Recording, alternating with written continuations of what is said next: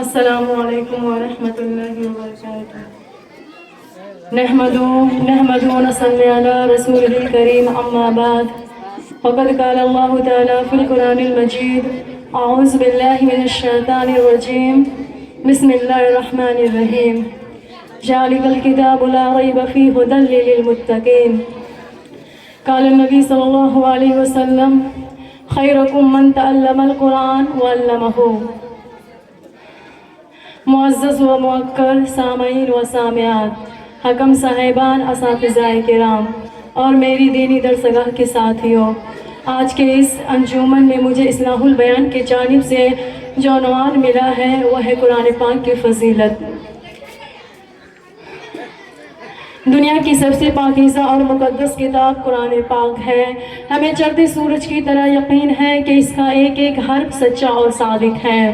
وہ قرآن پاک جس کا زبان مقدس اور بیان مقدس اور فصاحت و بلاغت کا ٹھاٹھے مارتا سمندر ہے، جس کے متعلق ارشاد ربانی ہے کہ قرآن وہ کتاب ہے جس کے صادق اور برحق ہونے میں کوئی شک و شبہ نہیں، جس کے بارے میں محسن انسانیت حضور پاک صلی اللہ علیہ وسلم نے ارشاد فرمایا خیرکم من تعلم القرآن وعلمہ، کہ تم میں سب سے بہتر شخص وہ ہے جو قرآن کو سیکھے اور سکھائے۔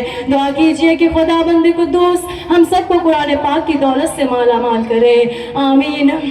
دوستو، یہ قرآن پاک رب کائنات کی طرف سے وہ عطا کردہ حسین تحفہ ہے جس نے 23 برس کی قلیل مدت میں پورے عالم میں وہ انقلاب برپا کر دیے کہ بڑے سے بڑے فصحا و بلغا اور ادبا اور شعرا حیران و ششدر رہ گئے، جن کی آیتوں کو سن کر پتھر دل بھی موم ہو گئے۔ یہی وہ قرآن ہے جو رہتی دنیا تک کے لیے انسانوں کے لیے سراپا ہدایت و رحمت ہے۔ یہی وہ قرآن ہے جس نے رسول کی رسالت کو اعزاز بخشا۔ یہی وہ قرآن ہے جس نے پرسموٹا قلوب کو تازگی بخشی۔ ہاں یہی وہ قرآن ہے جس کی برکت سے جنات و شیاطین کا آسمان پر جانا بند ہوا۔ یہی وہ قرآن ہے جس کی برکت سے عزت و رفعت کے شامیانے گر گئے۔ یہی وہ قرآن ہے جس کے بدولت محبوب حقیقی کی رجا نصیب ہوئی۔ یہی وہ قرآن ہے جو سچائی اور امانت داری کا درس دیتا ہے۔ یہی وہ قرآن ہے جس کے بدولت حضرت عمر فاروق رضی اللہ تعالی عنہ کو ایمان نصیب ہوا۔ یہی وہ قرآن ہے جو ضلالت و گمراہی کے دلدل میں پھنسی ہوئی انسانیت کو رشد ہدایت کا پیغام سنایا۔ یہی وہ قرآن ہے جس کی حفاظت کا وعدہ خود خالق کائنات نے فرمایا انا نحن نزلنا الذکر وانا له لحافظون۔ یہی وہ قرآن ہے جس کی تلاوت سے دلوں کے واسطے فرحت و بشاشت کا سامان ہے۔ یہی وہ قرآن ہے جس نے ذہنی قوتوں کو جلا بخشا۔ ہاں یہی وہ قرآن ہے جس کی برکت سے اجڑے چمن میں بہار پیدا ہوئی۔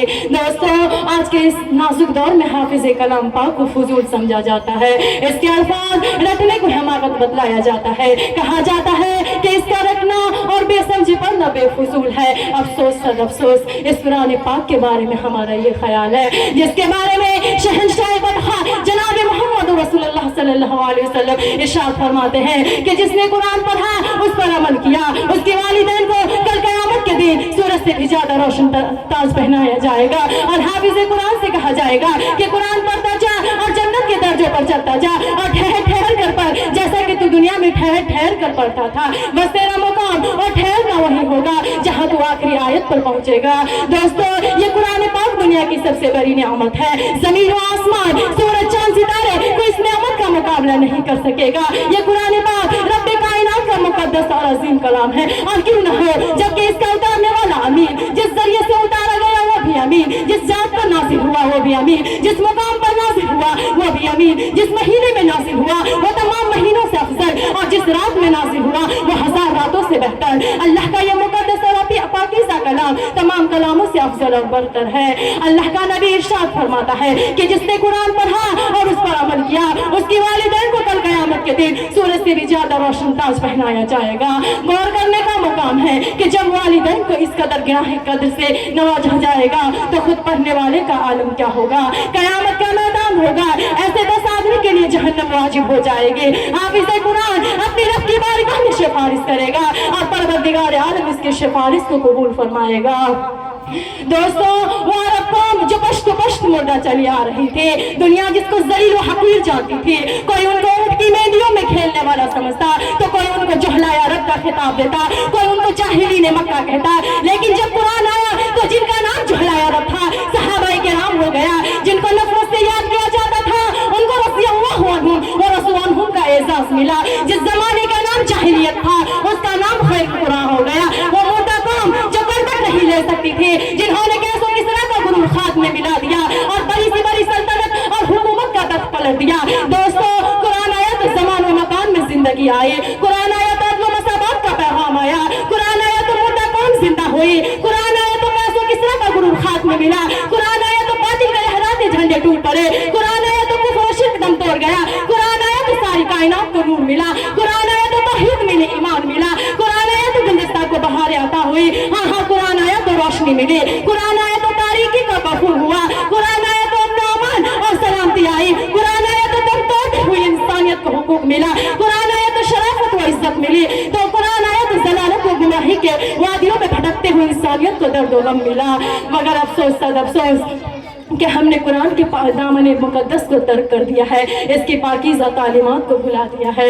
नतीजा ये हुआ कि वो मुस्लिम कौम जिसके सर पर इज्जत और रफ़त का ताज था आज जिल्लत व रुसवाई के गार में जागरी है।